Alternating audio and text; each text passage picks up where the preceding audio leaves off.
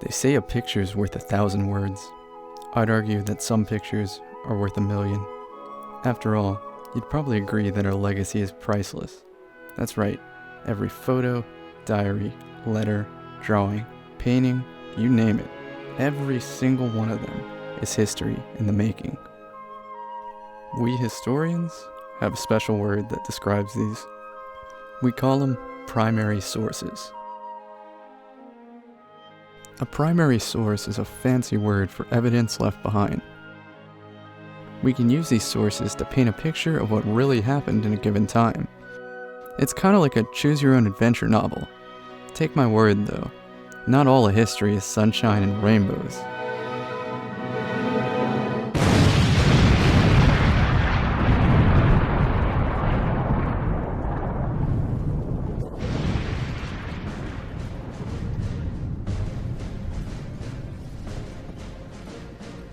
Let's travel back in time, back to D-Day, back to a time where the entire world waged war against each other. Back to a time where tanks looked like some sort of an evil genius's contraption. By now, you're probably making some sort of connection to how all these photos are related to each other. Don't get me wrong, that's a good place to start, but once you start interpreting things, that leads us to secondary sources. As you can probably imagine, secondary sources are simply interpretations from someone who wasn't there. Textbooks are a chief example of this.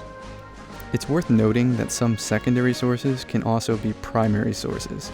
Imagine our history books from today being looked at 10 years from now. They would be a relic on their own and therefore a primary source. So let's talk pros and cons of using primary sources in an educational format. For one, students are automatically going to be more engaged than simply reading out of a textbook. There's just more immersion with the pictures, the primary sources, the diaries, the artifacts, etc. Essentially, primary sources give students a reason not to simply memorize dates. They put a meaning behind the primary source. They act like detectives.